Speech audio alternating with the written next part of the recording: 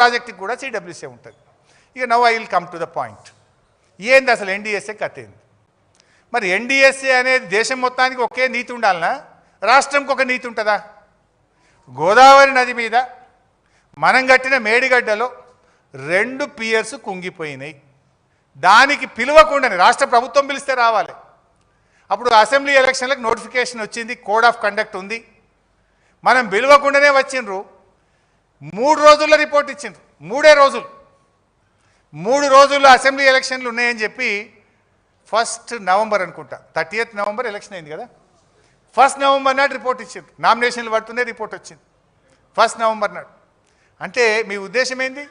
రాజకీయ దురుద్దేశం. అది కుంగిన 2 రోజులకే వచ్చిండ్రు, 3 రోజుల రిపోర్ట్ ఇచ్చిండ్రు. మరి నేను ఒక క్వశ్చన్ అడుగుతున్నా, అదే గోదావరి నది మీద పోలవరం ప్రాజెక్టు కూలింది కదా, దాదాపు 3,000 కోట్ల రూపాయలు నష్టం జరిగింది కదా, ఒక్కసారి కాదు పోలవరం 3 సార్లు కూలింది కదా. మరి దాని మీద ఈ రోజు వరకు ఎన్డీఎస్ఏ ఎందుకు పోదు? ఎన్డీఎస్ఏ ఎందుకు రిపోర్ట్ ఇయ్యదు? 5 ఏళ్ళైంది ఇప్పటికి పోలవరం కూలి, 5 సంవత్సరాలు పని ఆగిపోయింది అక్కడ. మరి ఇప్పుడు ఏమంటున్నారు మీరు? 2 పిల్లర్లు గుంగుతేనే కేసీఆర్ మీద చర్య తీసుకోవాలి, ఇరిగేషన్ మంత్రి మీద చర్య తీసుకోవాలంటున్నావు. మరి పోలవరం 3 సార్లు కూలితే పోలవరం కట్టిన కేంద్ర ప్రభుత్వ అధినేత ప్రధానమంత్రి మీద చర్య తీసుకుంటావా? ఎగ్జిక్యూట్ చేసిన రాష్ట్ర ముఖ్యమంత్రి, ఆంధ్రప్రదేశ్ ముఖ్యమంత్రి మీద చర్య తీసుకుంటావా? ఎందుకో మాట్లాడరు అక్కడ. పోలవరం నేషనల్ ప్రాజెక్ట్, కడుతున్నది కేంద్ర ప్రభుత్వం. మరి పోలవరం కూలితే ప్రధానమంత్రి నైతిక బాధ్యత వహించాలనా? పోలవరం కూలితే ఎగ్జిక్యూటివ్ చేసిన రాష్ట్ర ప్రభుత్వం బాధ్యత వహించాలనా?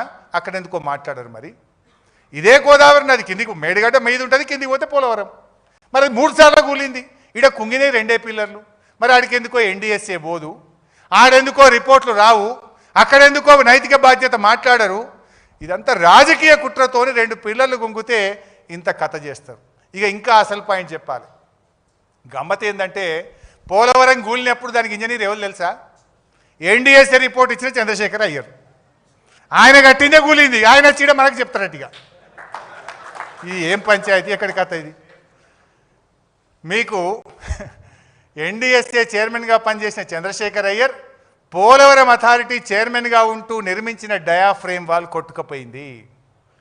అంటే పోలవరం ప్రాజెక్ట్ అథారిటీ అంటే ఏంటంటే దాంట్లో కేంద్ర ప్రభుత్వ ఇంజనీరు చైర్మన్గా ఉంటాడు, రాష్ట్ర ప్రభుత్వ ఇంజనీర్లు సభ్యులుగా ఉంటారు. అలా తెలంగాణ ప్రిన్సిపల్ సెక్రటరీ కూడా ఒక మెంబర్ ఉంటాడు, ఎందుకంటే మనకు ముంపు ఉంటుంది కనుక. అయితే ఆ పోలవరం ప్రాజెక్ట్ అథారిటీ చైర్మన్ ఎవరు?